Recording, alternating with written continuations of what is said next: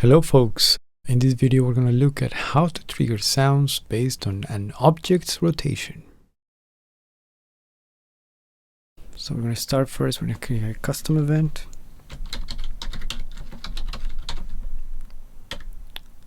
And we're going to name it check for rotation. Then I'm going to get actor rotation, so get actor. Then we're gonna get a delta rotator.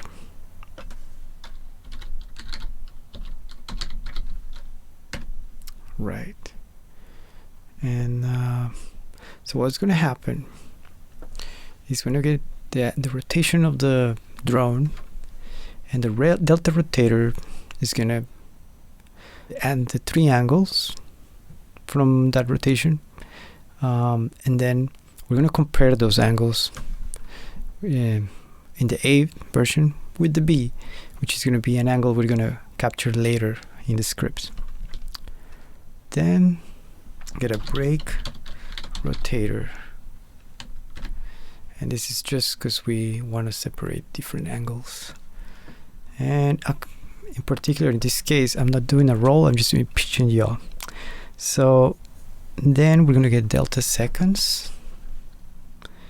Delta seconds, there it is. We're going to divide the angles by seconds. That way we can get the velocity, how fast the angle is changing on time, right? Find divide, right? And we're going to divide. Actually, I kind of want to put it at the bottom. Since we're dividing, let's put this at the bottom. Divide the pitch by delta. And we're going to do the same. I'm just going to copy this. And we're going to do the same with this. Yeah.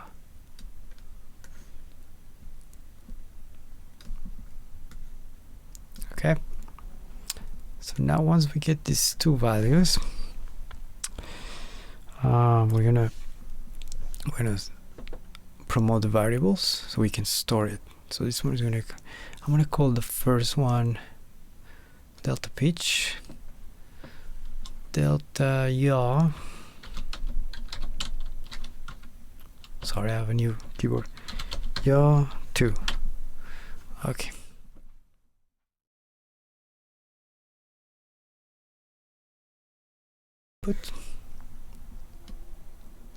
We're gonna get actor rotation. Once again, get actor rotation. And the reason we're doing it now is because we're gonna compare these, the new variable that is gonna come out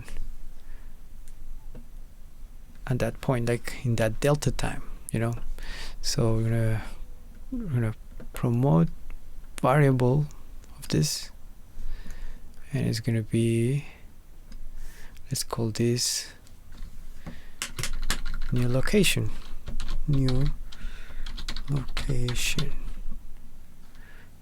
And then so we have that new location. So what I'm going to do is at the beginning of the script, when we have get actor rotation, we're going to compare that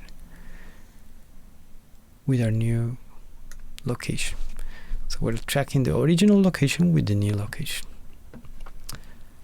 Well, we want to make a loop, right? This is called check for rotation. So we're gonna check for rotation. Yeah. So that's gonna give us the full loop. We can, for example, let's get a print string.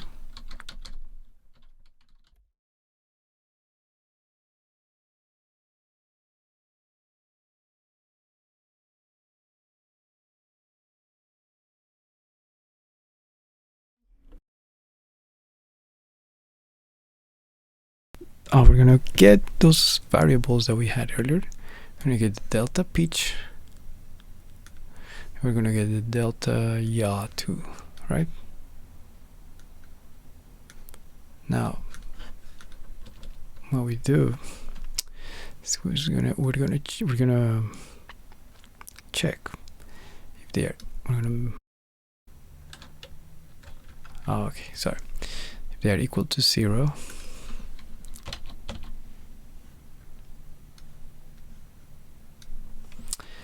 And we're gonna write here or, which gives us the option.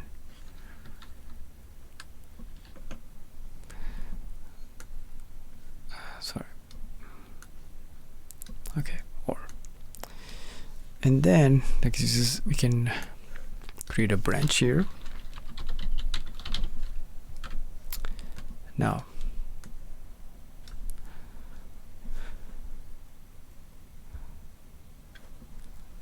if they are equal to 0, we're going to ignore them because that means the angle hasn't changed, right? From position 1 to position 2, the angles have been the same. So if there is no change, we're going to do first, we're going to say, so we're going to create a loop, and it's going to be set timer by event, set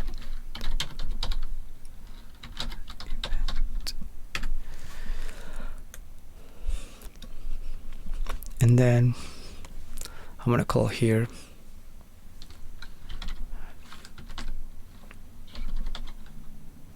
play sound at location. My apologies, I thought it was audio.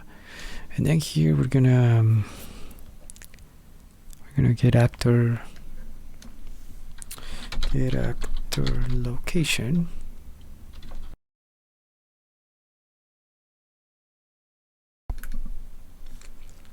Let's rotate. Okay, so I found here rotate. Okay, rotate, and then so that would be like the audio. But then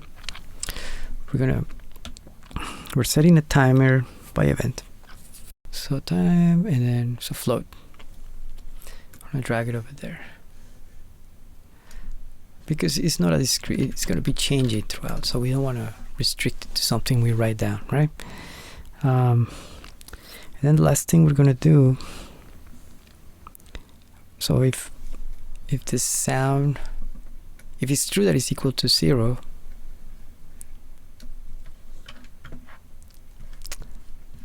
if it's true that it's equal to 0, we're gonna clear and invalidate the timer by handle.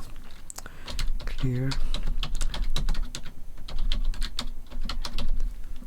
timer by handle, and then we're going to, once it clears, that's gonna reset.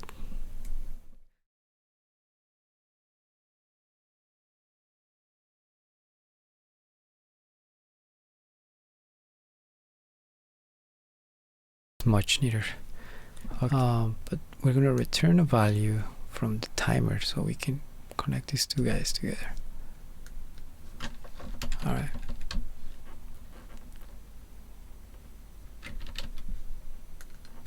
Create a custom event. We're gonna call it rotation event 2, just in case I already named it like that. Then we're gonna move these actions we created, move it up there, and we're gonna connect it here, and we don't need this anymore. And instead we're gonna say we're gonna connect this one to that one, and here we're gonna call rotation event 2. All right. In order to trigger the function that we just created, we're gonna use the input. And in my case, I'm using the left-right mouse for the yaw input, and the turn on the x-axis for the pitch input. And in that case, we're connecting them to the rotation audio 2, which is the function that we just created. Let's try it again.